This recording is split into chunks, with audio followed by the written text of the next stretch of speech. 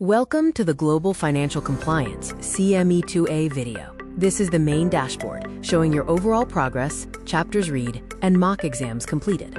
Within chapter summaries, you'll find distilled expert summaries of the official syllabus. We include key learning outcomes, exam tips, and common pitfalls.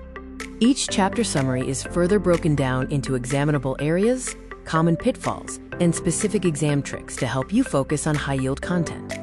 The summaries also contain additional exam notes, numerical values you should know, and potential exam traps, ensuring you're prepared for tricky questions.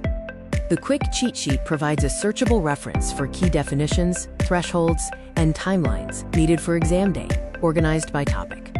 The Study Flashcards module uses active recall to help you memorize key rules and facts. This view shows a card question. Clicking to reveal the answer shows the complete explanation. You can then mark if you got it or need to continue reviewing this concept.